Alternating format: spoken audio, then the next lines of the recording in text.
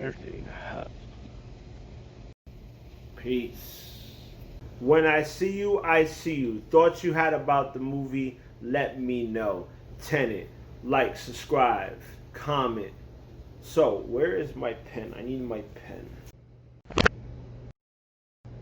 There it is. So, what I thought about Tenet is another one of Nolan's classics, man. Like, it felt like he took some Interstellar and Momentum, put it together, and you get Tenet. I'm like, this movie is a crazy spy thriller with a mixture of sci-fi, you know. And like I said, with Nolan films, you got to really pay attention, and it's true. You got to pay attention to this movie because you could get confused if you don't pay attention. So I think that's the point. I think the way Christopher Nolan makes his movies is supposed to make you think. It's supposed to make you question reality. It's supposed to make you question what are you watching. You know what I'm saying? It's like a puzzle. That's what I like about his movies. They're like puzzles that you're trying to solve. And that's what makes this movie good. Now, the way it takes place like is John David Washington, Denzel Washington's son, which he's a phenomenal actor in this. Like, I really believe this man is gonna be as good as his father. Like, he is really good as an actor. So he gets selected, a secret organization, to stop World War III. Now the whole thing is, you know, you see in the trailers the whole thing about inversion, how like, see, you take this pen, I drop it, and then it comes back to me. That's the whole point of inversion, right? But it's not just about that. It's about like how they're gonna stop the villain. And the villain, like, he's very smart. He's like one step ahead of everything, of everybody. And you start to figure that out why throughout the film, but at the same time, that leads to the villain's downfall in a way. And you'll see what I'm talking about when you see the film. John David Washington's co-star is Robert Pattinson, and he also played a phenomenal job. Let me tell you something. When they announced Robert Pattinson as Batman, I was like, why is it? But then again, I had that Heath Ledger moment, like, hey, maybe he'll do like how Heath Ledger did. Nobody thought he'll play a great Joker, and then he played the best Joker of all time. So I decided to give him a chance. After I saw the trailer, I'm like so amped. But after I saw this film, I can see Robert Pattinson as Batman. I can see him as how he would play Bruce Wayne, because the way he is in this movie is it's cunning. It's like he's very like how a spy is. You know what I'm saying? So I like his role in this, and I just like the interaction between them together. They play off each other very well.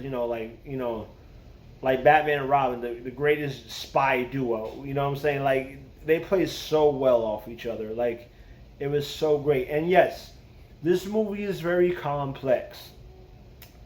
You know, and it makes you gotta really pay attention. But either though you get confused, when it get closer to the movie, it explains itself really well. Every detail of the movie, like, kind of like, it explains it in so it wraps up really well. And I really like how they use like a spy movie and they fuse it with like some type of time travel, because Inversion is somewhat like time travel, but not in a way. And like the way they put it in is like, it's genius. Like, I just love the way it's different. And then I love the way that it kind of reminds you of like Interstellar and Momentum, because it kind of prints the Nolan stamp on it. Like, this is how Nolan is. Now, I can't wait. I hope one day Nolan makes like a horror film, because I think if he would make a horror film, I believe that would scare and F up everybody's minds, like, for real. Or can he make a great comedy? Let's see if he could do that. I don't know. But like, Christopher Nolan could do, to me, he could do no wrong. Like, I love all his movies. But like, this movie, like, when people say I read some reviews saying that there was something wrong with the audio. They couldn't hear the conversations and stuff. I don't know. I don't know what theater they were that it didn't like the sound wasn't right. But the theater I went to, I had no problem. Like I had no problem. I heard every conversation right.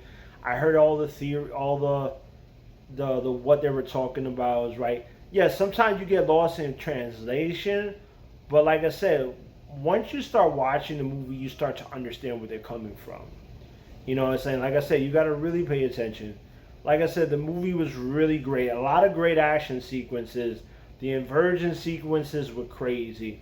I think that the second act, when everything started to like reveal itself, I think that was the best. That was like the best parts of the film.